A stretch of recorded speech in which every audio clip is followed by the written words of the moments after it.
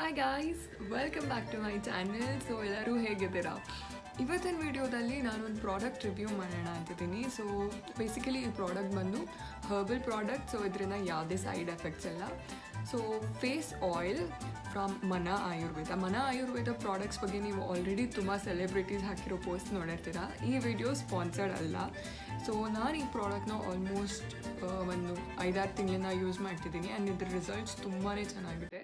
Especially ಈ ಪ್ರಾಡಕ್ಟ್ದು smell ಇದೆಯಲ್ಲ ತುಂಬಾ ಚೆನ್ನಾಗಿದೆ.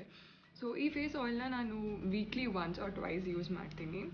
ಇದರಿಂದ ಆ್ಯಕ್ನೆ ಸ್ಪಾಟ್ಸ್, ಡಾರ್ಕ್ ಸ್ಪಾಟ್ಸ್ ಅಥವಾ ಸ್ಕಿನ್ ಟೋನ್ ಇದೆಯಲ್ಲ ಅದು ತುಂಬಾ ಇಂಪ್ರೂವ್ ಆಗುತ್ತೆ. ಸ್ಕಿನ್ ಟೆಕ್ಸ್ಚರ್ ಕೂಡ ನಮಗೆ ತುಂಬ ಸ್ಮೂತ್ ಆಗುತ್ತೆ. ಸೊ ನಾನು ಜಾಸ್ತಿ ಆಯಿಲ್ನ ಯೂಶ್ವಲಿ ಯೂಸ್ ಮಾಡಲ್ಲ, ಯಾಕೆಂದರೆ ಪಿಂಪಲ್ಸ್ ಆಗಿಬಿಡುತ್ತೆ ಆಯಿಲಿಂದ ಅಂತ.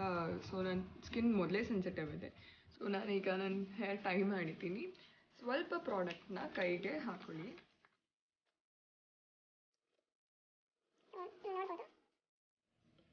ಜಾಸ್ತಿ ಬೇಡ, ಸ್ವಲ್ಪನೇ ಪ್ರಾಡಕ್ಟ್ ಸಾಕು. ಆ್ಯಂಡ್ ಇದ್ರ ಸ್ಮೆಲ್ ನಾನು ಆಗಲೇ ಹೇಳ್ದಂಗೆ ತುಂಬಾ ಚೆನ್ನಾಗಿರುತ್ತೆ. ನೀವು ಟ್ರೈ ಮಾಡಿ ನೋಡಿ.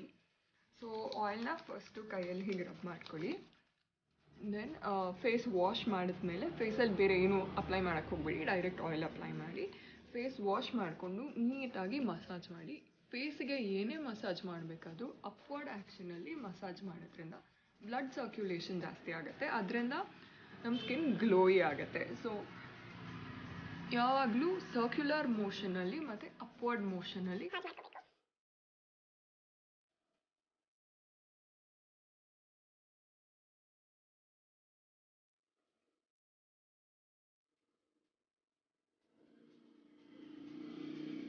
ನೀಟಾಗಿ ನಿಮ್ಮ ಫೇಸ್ ಫುಲ್ ಮಸಾಜ್ ಮಾಡಿ ಚೆನ್ನಾಗಿ ಒಂದು 2 to 3 minutes ಮಸಾಜ್ ಮಾಡಿ. ಇದರಿಂದ ನಿಮ್ಮ ಸ್ಕಿನ್ ತುಂಬಾ ಗ್ಲೋ ಆಗುತ್ತೆ. ಲೈಕ್ ಹಾಫ್ ಆನ್ ಅವರ್ ಆದಮೇಲೆ ಆಲ್ಮೋಸ್ಟ್ ಇದು ನಮ್ಮ ಸ್ಕಿನ್ ಅಬ್ಸಾರ್ಬ್ ಮಾಡ್ಕೊಂಡಿರುತ್ತೆ. ಆ ನಂತರ ನೀವು ಫೇಸ್ ವಾಶ್ ಮಾಡಿ ನಾರ್ಮಲ್ ಕೋಲ್ಡ್ ವಾಟರ್ ಅಥವಾ ಕ್ಲೆನ್ಸರ್ ಬೇಕಾದರೂ ಯೂಸ್ ಮಾಡ್ಬೋದು. ಸೊ ಇದರಿಂದ ತುಂಬಾ ಬೆನಿಫಿಟ್ಸ್ ನಾನು ನೋಡಿದ್ದೀನಿ. ಫೇಸ್, ನೆಕ್ ಅಥವಾ ನಿಮ್ಮ ಪೂರ್ತಿ ಬಾಡಿಗೂ ಹಾಕೋಬೋದು. ಸೊ ನಾನು ಯೂಶ್ವಲಿ ಫೇಸ್ ಆ್ಯಂಡ್ ನೆಕ್ಗೆ ಅಪ್ಲೈ ಮಾಡಿ. ಸೊ ನಾನು ಈ ಫೇಶಿಯಲ್ ಆಯಿಲ್ನ ಅಪ್ಲೈ ಮಾಡಿ ಚೆನ್ನಾಗಿ ಮಸಾಜ್ ಮಾಡಿದ್ದೀನಿ. ಈಗ ಒಂದು 5-10 minutes ಆಗಿದೆ. ಇನ್ನೂ ನಾನು 10-15 minutes ಇದನ್ನು ಹೀಗೆ ಬಿಡ್ತೀನಿ. ಸೊ ಈ ಪ್ರಾಡಕ್ಟ್ಸಲ್ಲಿರೋ ಇಂಗ್ರೀಡಿಯೆಂಟ್ಸ್ ಬಗ್ಗೆ ಮಾತಾಡೋಣ. ಸೊ ಫಸ್ಟ್ಲಿ ವೈಟ್ ಟರ್ಮರಿಕ್ ಅಂದರೆ ಕಸ್ತೂರಿ ಅರಿಶಿನ. ನಮಗೆಲ್ಲರಿಗೂ ಗೊತ್ತು ಕಸ್ತೂರಿ ಅರಿಶಿನದಿಂದ ಸ್ಕಿನ್ ಎಷ್ಟು ಬ್ರೈಟನ್ ಆಗುತ್ತೆ ಮತ್ತು ಅರಿಶಿನದಿಂದ ನಮಗೆ ಎಷ್ಟು ಬೆನಿಫಿಟ್ಸ್ ಇದೆ ಅಂತ. ಅದೇ ರೀತಿ ನೆಕ್ಸ್ಟ್ ಇಂಗ್ರೀಡಿಯೆಂಟ್ ಬಂದು ಮಂಜಿಷ್ಟ ಅನ್ನೋದು ಒಂದು ಆಯುರ್ವೇದಿಕ್ ಪ್ಲ್ಯಾಂಟ್. ಅದೊಂದು ಚಿಕ್ಕ ಗಿಡ. ಅದರಿಂದ ಸ್ಕಿನ್ ಬ್ರೈಟನ್ ಆಗುವಂಥ ಗುಣಗಳು ಅದರಲ್ಲಿ ತುಂಬಾ ಇದೆ.